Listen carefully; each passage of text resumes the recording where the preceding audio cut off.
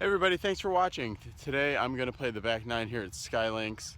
I wanted to come out here today because this is where I was playing in the city championship, if you guys saw the vlog about that.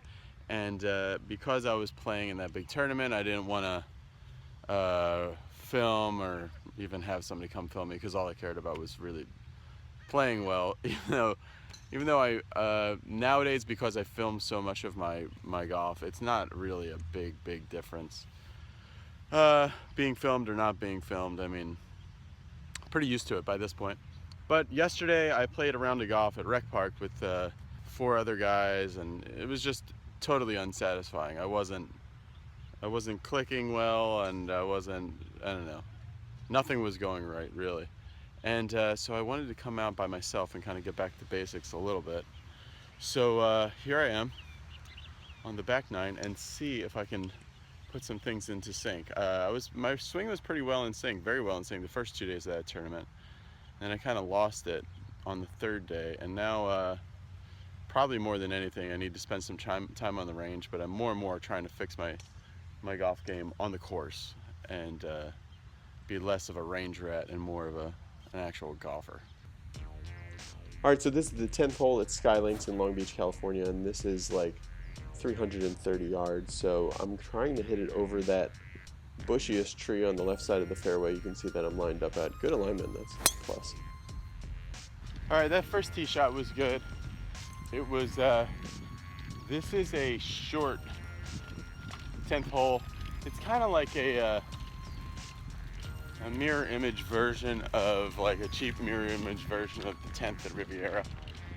In my quest to be a better golfer, which has been going on now through this channel, Be a Better Golfer, one of the keys of becoming better is, and you've seen it on this channel, is I seek out good players in this area and I try to play golf with them.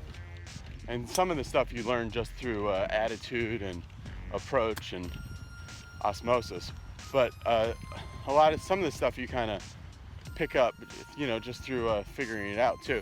One of the things I noticed playing with a lot of really good players is that I have a longer backswing than almost any other good player. You definitely see guys much more on the shorter side of the backswing. And here's my ball. All right, cool. Made it to my ball. So shortening the backswing is really important. And then also, like, I'm working on not having as much wrist cock. The more wrist cock and more length I have in my backswing, so actually my arm backswing, the more I can get stuck. That's more me putting the club head even more behind my swing. So then I have to do a lot of things not to be stuck if I get into that position. All right, let's get into this hole. All right, so I drove it there, and I have to go over this bunker. It's about a 40-yarder.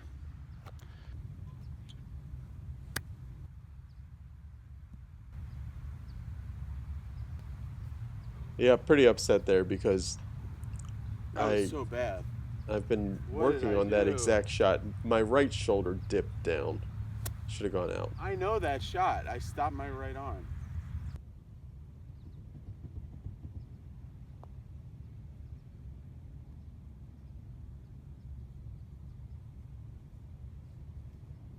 Par on the first hole, the 10th hole of the course, my first hole of the day. That really should have been a 10-footer or even a 15-footer or better, and instead it was a 33-footer. The way it is right now with my pitching is I've gotten so much better with it, but the only way I can kind of keep it up is right now I have to practice it about, I don't know, I don't have to practice it often, I just need to practice it about 5 minutes a day. And not actually like pitching, I just need to do some of these right arm swings I've been hitting and some other stuff just to make sure that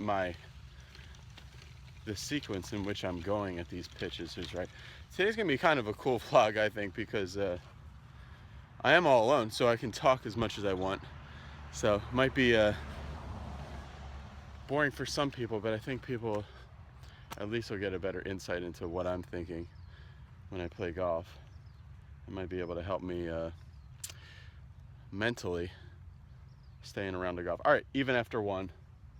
This is a par 5 that all right, I'm gonna try to just be totally honest and unafraid here. I snap hook it left on this hole a lot. There's trouble to the left. So in that pressure drives video that Monty and I did, you'll see, which was on Be Better Golf Live, you'll see that Monty talks about when you don't want to hit it a certain direction, hit it on that side of the club face. So here, I don't want to hit it left, so I'm going to hit it on the left side of the club face to promote a fade. Okay, 550-yard par 5 here. I've got the driver out, and I'm trying to hit a fade down the middle that peels to the right by hitting this slightly in the heel. And I overcooked that one a little bit. Well, that was an anti-hook, and that was a fade into the right tree. So it went up like here and over that way. But I'll find it, and I'll be able to advance it. Par 5. Okay, so after the tee shot, it hit a tree and bounced out to this spot. And now I have 3-wood to start underneath that tree on the right and land it hopefully short of the bunker there. What an awesome strike that was. I was really happy with that one. I was really working on keeping my my wrist in check. Well, I struck it really well. I was thinking shortish like Dustin Johnson. The best training aid I've ever used is the, what do I call it? Oh, the golf Gauntlet. That's that thing. It's basically just like a FedEx envelope that I put on my arm. If you guys have seen that. And that gets me shorter in here, and I was thinking, hit it great. I might have hit it so well that I made it into the fairway bunker in the middle, but I don't think so. All right, laying here in 2. I just shot it. I have 97 yards. That was the bunker I was worried about, which I'm 18 steps in front of, so I'm fine that way. But 97 yards. I know that that blue pin, everything to the left, if I'm pin high to the left of that, it feeds off the green. So I want to be like a yard to the right of it. So I'm going to pick a spot on the ground and just try to start my ball over that. And try to hit this slightly low.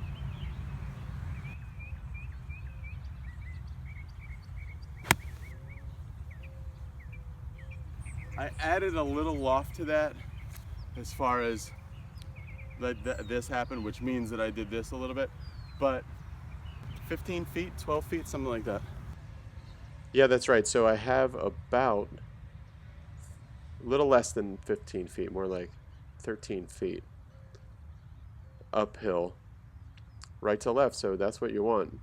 But the greens out here are not in great shape. All the greens right now, because it's tournament season in Long Beach, are very, very good, except for Skylinks. They're lagging behind a little bit. All right, and then here's the 12th hole, par 4, 340. There's bunkers all the way up the right-hand side. There's a big one followed by 2 smaller ones. So you really want to hit it straight down the middle. Cool thing about this driver, it's got this black face, so you can tell where you hit it. And that one was here. I wanted to show you guys my new driver. If you don't follow me on Instagram, or if you have an Instagram account, definitely go to bb_golf show. That's my Instagram, because I can put things up a lot more immediately there. And you know, short little snippets, but it's a quicker way to communicate. Anyway, so this is the driver that I got from Callaway, from their I think the social media director or something. I got in contact with him, and he offered to give me this driver, so it's awesome. But it's a Callaway XR16 Pro. So right now, as I'm filming this, Phil Mickleson is 1 off the lead on Sunday at the British Open. Knock on whatever that he wins. I hope he does. Phil has this driver only in the Sub Zero version, which is extremely low spinning. Just because it has an extra, see this weight port here? Phil's version has an extra weight port right here, up near the front. I hit this driver on the launch monitor and everything with such extremely low spin that I can't imagine having a version that spins even less. Like, I think this Sub Zero one spins 200 RPMs less. I was hitting this, some of my best shots, I was hitting this 1950 or something, and I'm a high spin driver of the ball usually. Of course, Phil's generating more club head speed than I am. I'm gonna do a full review of this club, but extremely short version of the review of this club is that it's in my bag now. It definitely has replaced the SLDR 430 that I had before. Yeah, it's in the bag. So here's my ball right here, up here. All right, that was a long drive, over 300 yards, because I'm just short of the green there. So I got a good chance to redeem my pitching here. All right, 53 yards. I've been practicing 50-yarders recently. So let's just hit one of those range shots right here.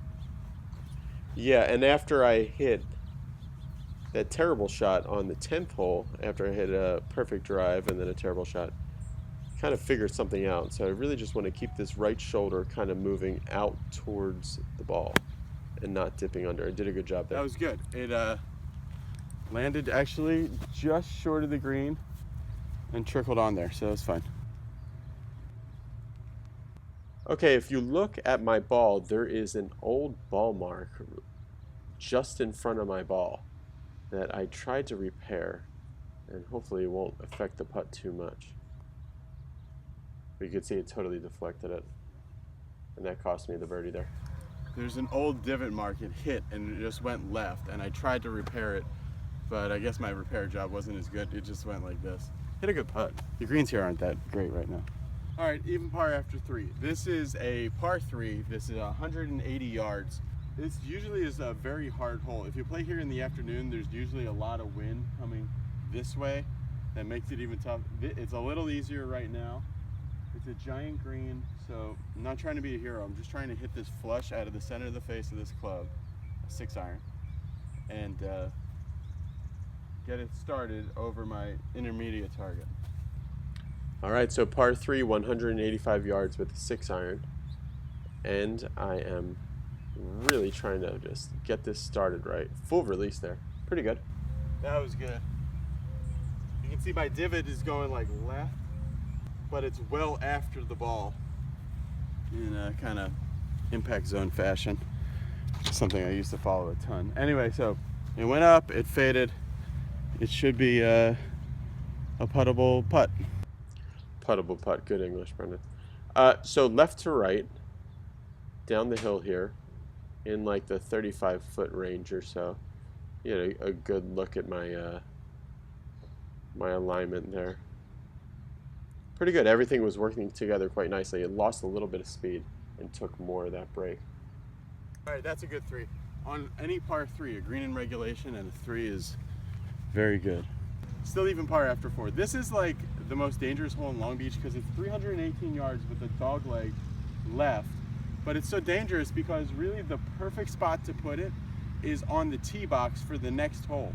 If you hit it on the tee box, you have an absolutely perfect lie and you have got like a 40-yard shot to the green. The reason obviously it's so dangerous is because everyone's standing over there for the next hole. So especially when they'll play the Long Beach Open here next week, I'm surprised nobody's been really hurt. And probably if you look into it, people have been. All right, but what I am trying to do strategy-wise is I'm trying to hit it up over that tallest tree a little to the left of it. So watch this. Every time I try to hit driver high, this same thing happens. I lean backwards, and when I do that, it turns into a fade. I hit that so bad it's okay. It was I tried to hit it high, so I fell back, and I ended up leaving the face open, off the toe, and I sliced it. Instead of onto that tee box, I sliced it like this onto the fairway, so it should be all right. All right, after that big fade, we'll call it, that I just hit, I have 94 yards to that white flag, so right in the center of the green, and 54-degree wedge, and the lie is matted down. It's very very tight. But with this full swing, it shouldn't bother too much. You know, Monty and our taking it to the course video said you should come to the course with one swing thought that you stick with all day. I really believe that, because if you don't have even one swing thought, especially if you're like an adult learner golfer, which I always talk about, then you end up, you know, getting bombarded by a lot of different things. So it's better just to have one and just try to stick with it. Today, I'm trying to get this kind of Steve Stricker feel in the backswing. You know, shorter with the left arm, shorter with the wrist cock, just a little bit. Visually, only like some of you guys are really, really expert golf viewers. I mean, you can tell just by somebody's swing what I'm working on. And some of you guys saw that in my last, on some of my Instagram posts. But, all right, so pick a good target, intermediate target to start it over, and get this one coming out of the center of the face. 94, don't forget how far you gotta hit it.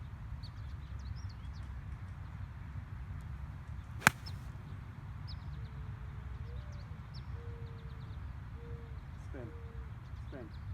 Oh man, go in. Wow. It's too bad that we didn't have a second camera up there, because I hit that like 8 yards too far, and then it landed and it spun all the way back just like on TV, and it's sitting close. You can always be fooled by that, but it looks like it's like 3 feet away. My ball hit there, went there, zipped back to there. Really cool. Okay, so 1.5 foot here for birdie to go to 1 under, and I'm really trying to do a good job of not taking any putt for granted. What's it called? Be Better Golf. Be Better Golf. If you go on YouTube and just type in Be Better, Okay. it'll pop up. That was this guy John, a maintenance guy that works there. He was interested in the channel, so I was telling him about it. Good drive, good one there. That was a good one. All right, guys, I'm 1 under, and I have 172 yards to this par 5, but I have that big tree in my way. Last week when I played in the city championship that I told you guys about, so I was here last week at like exactly this time last week, and this hole, the 15th hole, which is par 5, was kind of the turning point. I hit actually a shot that went right, and I was on that side of the dog leg with like 240 in, and I was tied for the lead at the time, and my 2 playing competitors hit it the correct way like I did today on this side, and they had, instead of 240 because of the dog leg, they had more like 170, and they both ended up birdieing the hole, and I ended up making a par. And so that was one shot. So now all of a sudden I was tied with the second place guy, and I was 1 shot back of the first place guy. So what happened was I was trying to hit it over the trees, and just like it did on the last hole, trying to hit it high, I leaned back a little bit, and that left the face open and hit a big slice. So trying to be better than I was then. All right, so I'm gonna try to hit a draw around this tree, but really if it stays straight and I'm chipping from the right side of this screen, I'm okay with that. So I just want to get my start point right and get it, like I said, coming out of the center of the face.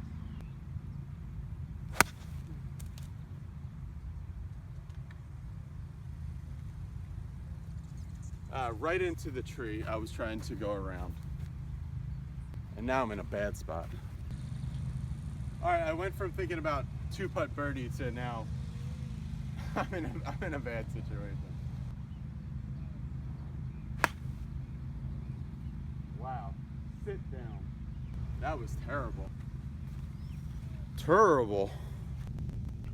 As Charles Barkley would say. So yeah, there I am, really far away. I'm actually 47 yards away, but hit what felt like a really good chip, but it fell on there's 3 levels to the screen, and I'm on the middle level, and now I'm putting down to the bottom level. But I made a really good routine, and I made it, so that was a real saver. That's a par. That was going so fast, it was going to be down near my camera. All right, that hole was an adventure. That's something I have to get better with. I was sitting 172 yards out. I was 1 under par, and for the round, and 172 yards out on a par 5. And then all of a sudden I needed a now the pivotal shot there and the learning moment there for me is got to be that second shot from 172, because I had the right idea to to draw it around that tree, but I didn't need to hit it that close. I could have, if you're gonna hit a draw, I should have tried to hit a swooping draw, and if it didn't come back, that's all right. All right, so when I was talking about that tournament I played here last week in the city championship, the last hole, if that was the turning point, then this hole was the nail in the coffin for my chances of winning. Finished second, so that was all right, but here we are. So this is a par 3, and it was teed in this exact spot, 142 yards about, and it's really the same pin, exact same pin.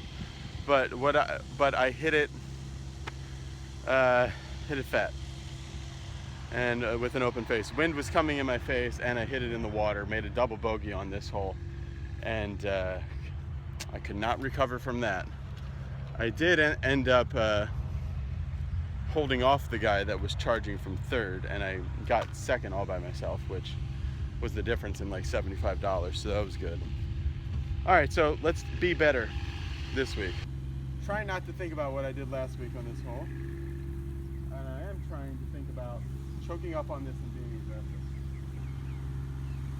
Right, so par 3, 146 yards over the sprinklers.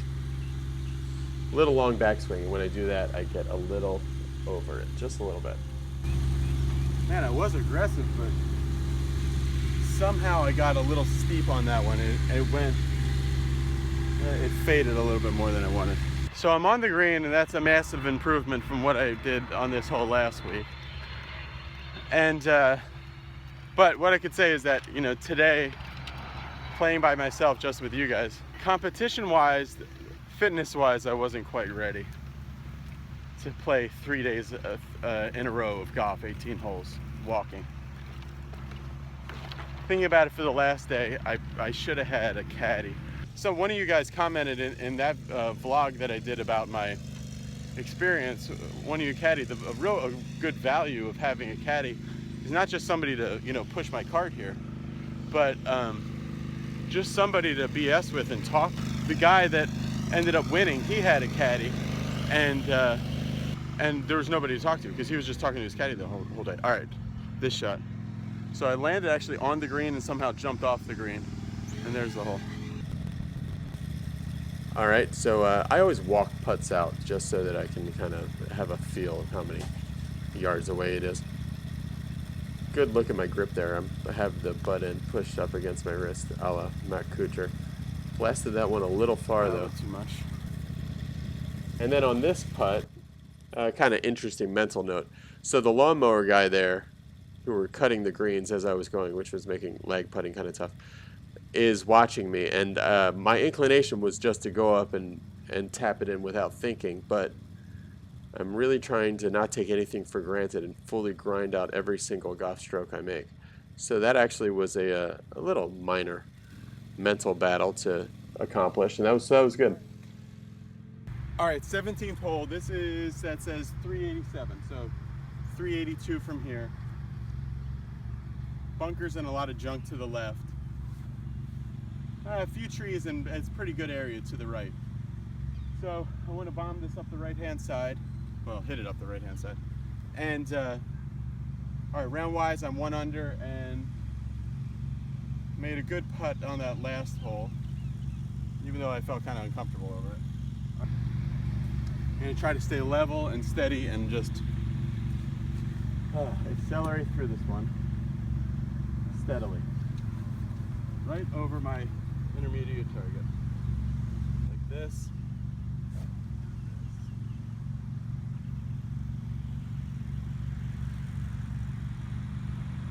The one good thing I can say definitely is that I'm able to miss on the correct side. I'm not hitting as many double crosses. Before, if I would try to fade it, it might double cross and snap, and you cannot score a good score with a double cross. So at least to be able to manage your miss a little bit better is good. All right, I'm on the right-hand side, like over there.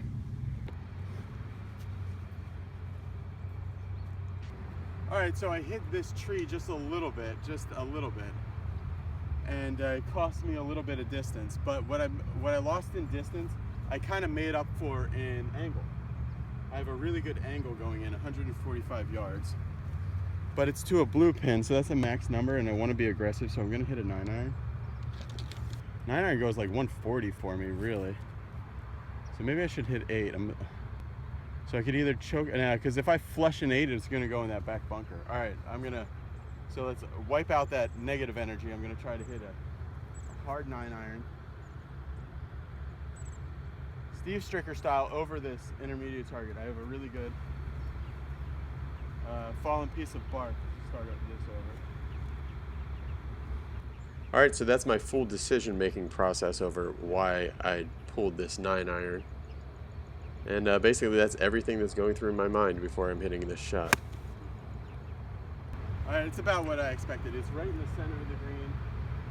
A longer putt than I would have liked, but the only way to get that really close to a flag would be to bring in the short-sided back bunker with an 8-iron. That would have come into play. So it was safe, and now I got to leg putt it.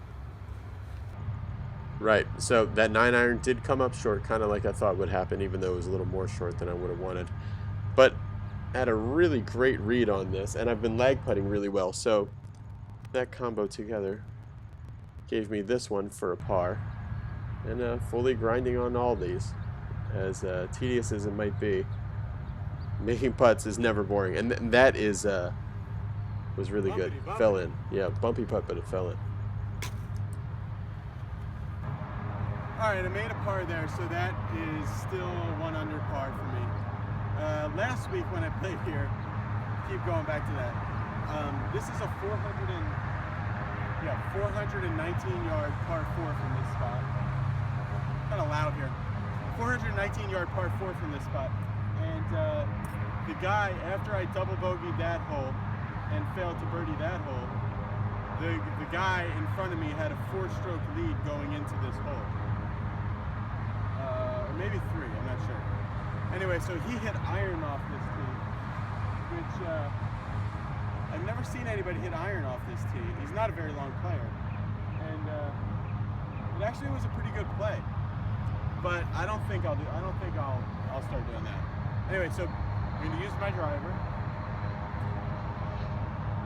and I'm going to pick out a really good start point, and I'm not going to try to do too much with angles and stuff. I'm just going to try to hit kind of a Steve Stricker accelerated bunt down the right-hand side.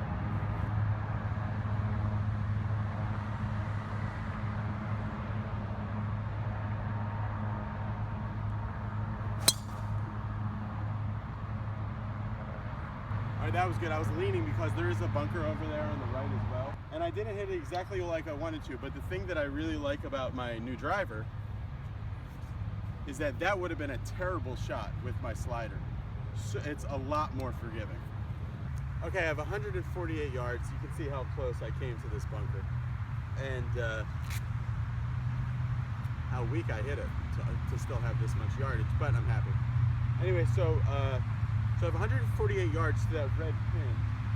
So I had 8-iron in my hand, but now I'm thinking 7 because I don't really want to be short, and I don't want to swing as hard as I would have to get 8-iron past that hole with a little bit of wind in my face and kind of the morning time stuff in the air. So I'm going to choke up on this about 1.5 inches and hit it aggressively.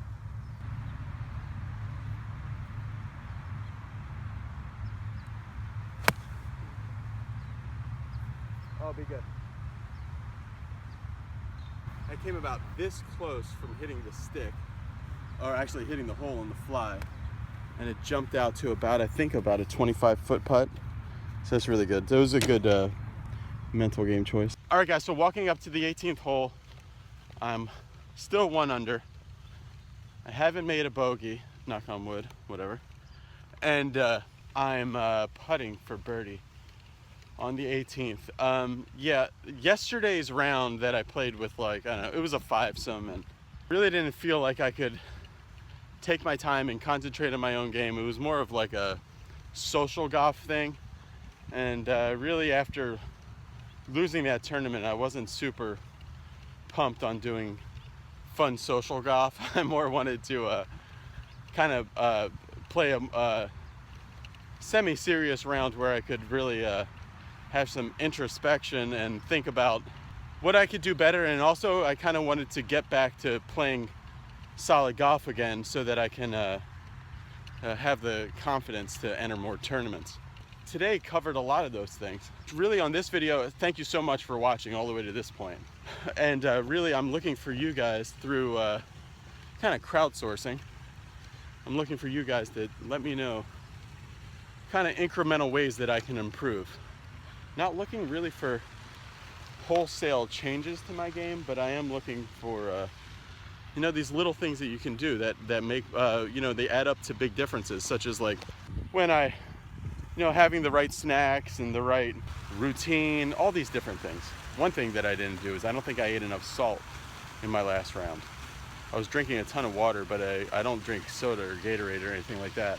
But I think I should have added, I should have pretzel or something with salt, because I think I got dehydrated pretty easily, even though I was drinking a ton of water. All right, let's concentrate on this button.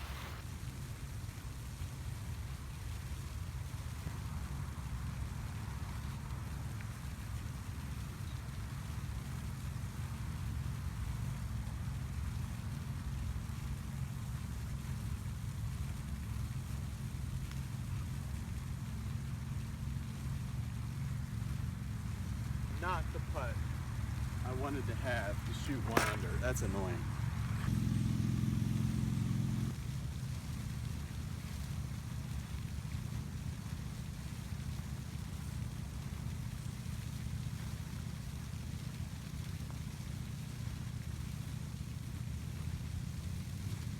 Away from the water.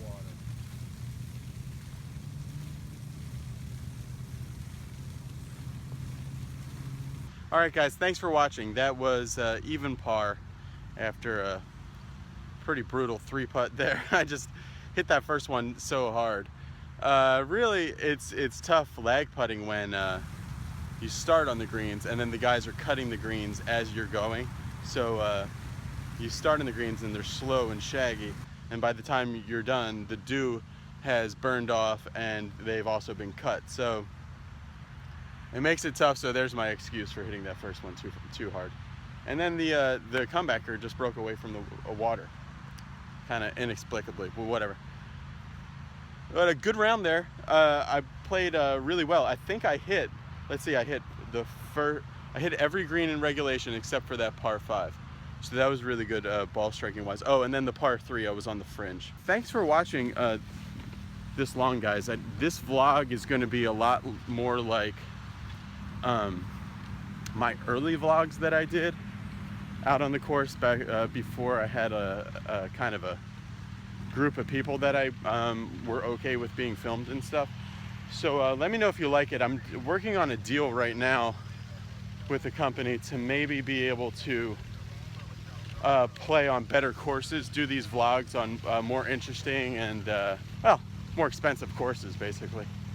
For the future, for my game anyway, I need to really work on being committed to shortening my swing, because I can see the results of shortening my swing and lessening my wrist cock is I just play a lot better golf. When I'm under pressure, I start getting sloppy and everything. I don't know how long this video will be. It'll be a long one. But thanks for watching. All right, guys, subscribe below, and also follow me on Instagram, like I said, because I'm trying to get that more connected to everybody. All right, bye.